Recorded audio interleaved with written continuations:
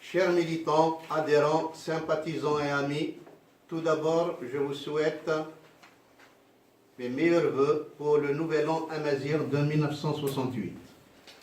C'est avec une grande joie, fierté que je me retrouve parmi vous et particulièrement parmi les membres de la formidable équipe qui dirige notre joyau, que je veux nommer l'association Afous Gfous. Pour moi, c'est un grand bonheur et d'émotions partagées qu'ils reçoivent ici publiquement par les ondes de Berbéritude et de la radio Boomerang. Toutes mes félicitations et tous mes encouragements pour les efforts qu'ils déploient au sein de notre association en faveur de l'amazirité. Le travail bénévole qu'ils accomplissent quotidiennement les honore au plus haut point. C'est aussi grâce à eux et à leur militantisme ardent et désintéressé que toutes les avancées de notre combat identitaire, tout ce qui a été réalisé en 33 ans de combat identitaire par notre association depuis 1985 et depuis 1965, en ce qui concerne mon engagement militant, permet aujourd'hui de mesurer les progrès obtenus. Être au service de notre amazirité est un devoir pour chacun d'entre nous. Tous ensemble, nous gagnerons le combat pour sa reconnaissance officielle, pleine et entière, sur toute l'ère d'Amazirie, Afrique du Nord, des îles Canaries. N'oublions pas que c'est à Roubaix, dans le quartier des Trois Ponts, que j'ai standardisé le Tifinagh en 1989, notre alphabet d'orgueil, en introduisant le W et en adaptant 2 caractères normalisés avec la correction de 2 caractères conçus par l'Académie berbère de Paris. Ce travail militant a abouti en 1989 à la création de notre première police de caractère Tifinagh réalisée avec le concours de Jamal Bouaziz et Ndari Jofol. C'est en 1993 que j'ai effectué la première normalisation du Tifinagh avec le concours de mon ami Ahmed Hametouch, qui a réalisé les 2 polices de caractère Afous Gfous 1 et Afous Gfous 2.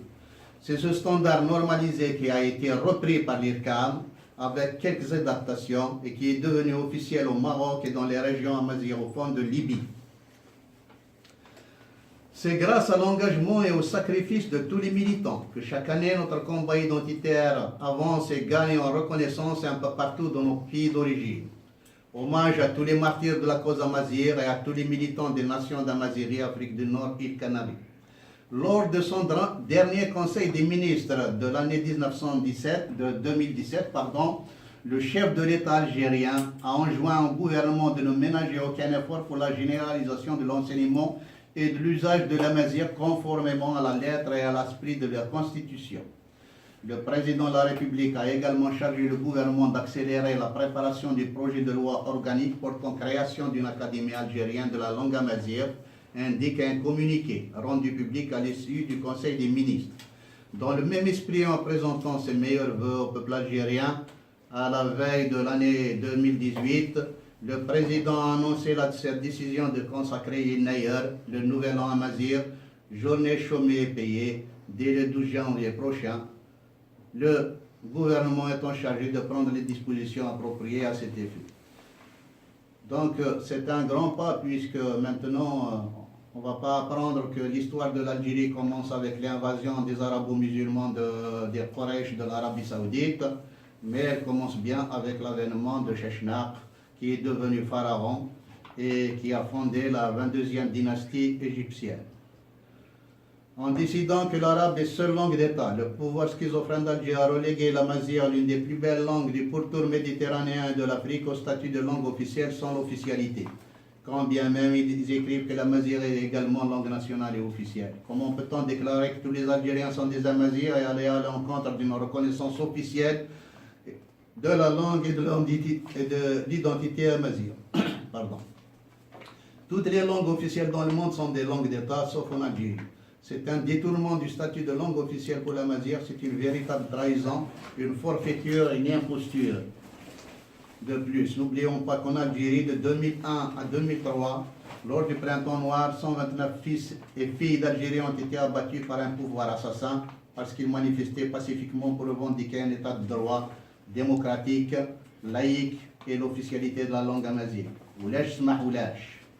Les langues comme les hommes sont égales en droit, d'autant plus que la langue amazigh constitue le patrimoine commun. Elle a été la première langue naturelle de tous les Algériens pendant une très grande période de l'histoire.